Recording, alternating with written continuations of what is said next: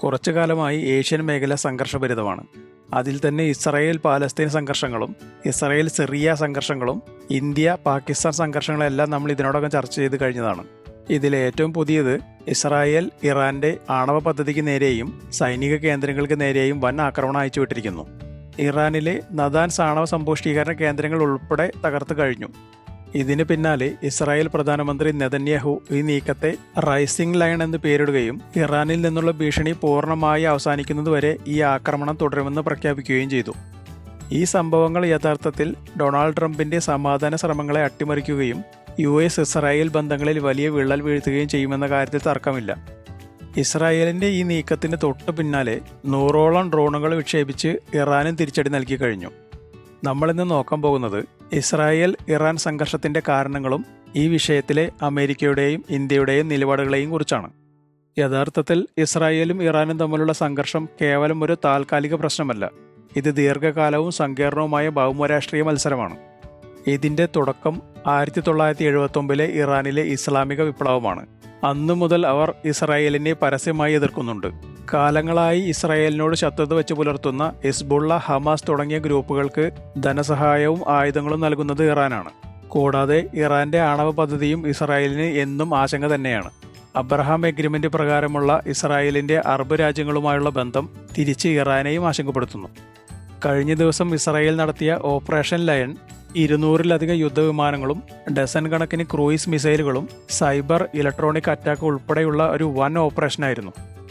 ഈ ആക്രമണത്തിൽ നദാൻസിലെ പ്രധാന യുറേനിയം സമ്പുഷ്ടീകരണ കേന്ദ്രവും ആണവ കേന്ദ്രങ്ങളും മിസൈൽ ഡിപ്പോകൾ, റഡാർ സംവിധാനങ്ങൾ, ടെഹ്റാനിലെ പ്രധാന റവല്യൂഷണറി ഗാർഡ് ഇൻസ്റ്റാലേഷനുകളെല്ലാം തകർന്ന് തരിപ്പണമായി.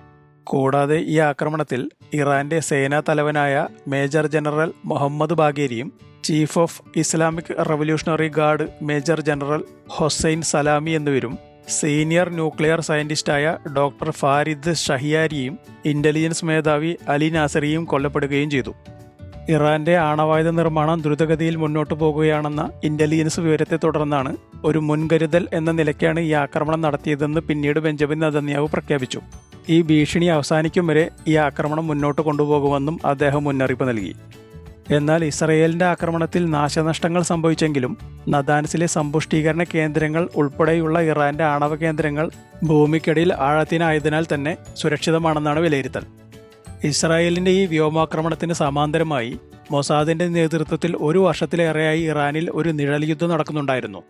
ഇറാന്റെ വ്യോമ പ്രതിരോധ സംവിധാനങ്ങളെയും മിസൈൽ ഡിപ്പോകളെയും ലക്ഷ്യമിട്ട് രഹസ്യപ്രവർത്തനങ്ങൾ, സ്ഫോടക വസ്തുക്കൾ സ്ഥാപിക്കൽ, സൈബർ നുഴഞ്ഞുകയറ്റങ്ങൾ എന്നിവ ഇതിൽ ഉൾപ്പെടുന്നു. ഈ വ്യോമാക്രമണം ഇറാനിയൻ ഭീഷണിയെ നേരിടാനുള്ള ഒരു ബഹുമുഖ തന്ത്രത്തിന്റെ ഭാഗമാണ്. ഇസ്രായേലിന്റെ ഈ ഏകപക്ഷീയമായ നീക്കം ആഗോള നയതന്ത്ര തലത്തിൽ വലിയ പ്രകമ്പനങ്ങൾ സൃഷ്ടിച്ചു. ഇതിൽ തന്നെ ഇന്ത്യയുടെയും അമേരിക്കയുടെയും നിലപാടുകൾക്കാണ് ലോകം കാതോർക്കുന്നത്. അതിന് പ്രധാന കാരണം ഈ അടുത്ത കാലങ്ങളിൽ അമേരിക്കൻ പ്രസിഡന്റ് ഡൊണാൾഡ് ട്രംപ് ഇറാനുമായി ആണവായുധ കരാർ ഉണ്ടാക്കാനുള്ള ശ്രമങ്ങൾ നടത്തിയിരുന്നു. ഇതിനായി വലിയ തോതിലുള്ള ചർച്ചകൾ നടത്തുകയും കരാറിനെ നിർബന്ധിക്കുകയും ചെയ്തിരുന്നു. എന്നാൽ ഇറാൻ ഇതിൽ നിന്ന് പിന്നീട് പിന്മാറുകയായിരുന്നു. ഇതിന് പിന്നാലെ ട്രംപ് ഇറാന് മുന്നറിയിപ്പ് നൽകിയിരുന്നു. ഇതിനെല്ലാം ശേഷം ഇസ്രായേലിന്റെ ആക്രമണത്തിന്റെ മണിക്കൂറുകൾക്ക് മുമ്പ് ട്രംപ് നെതന്യാഹുവിനോട് ആക്രമണ പദ്ധതിയിൽ നിന്ന് പിന്മാറാൻ പരസ്യമായി അഭ്യർത്ഥിച്ചിരുന്നു. ഇനിയിപ്പോൾ ട്രംപിന്റെ അഭ്യർത്ഥന മാനിക്കാത്തതുകൊണ്ട് തന്നെ ഇസ്രായേലിന് അമേരിക്കയിൽ നിന്നുള്ള പിന്തുണ കിട്ടാൻ സാധ്യത കുറവാണ്. മറുവശത്ത് ഇന്ത്യയും നയതന്ത്ര തലത്തിൽ സംഘർഷം ലഘൂകരിക്കുന്നതിന് ശ്രമങ്ങൾ നടത്തി വരികയാണ്. 2 രാജ്യങ്ങളുമായുമുള്ള നല്ല ബന്ധം അവർക്കിടയിൽ സ്വാധീനം ചെലുത്താൻ ഇന്ത്യയെ സഹായിക്കും. ഇനി ഈ വിഷയത്തിലെ നിങ്ങളുടെ അഭിപ്രായങ്ങൾ കമന്റായി രേഖപ്പെടുത്തൂ.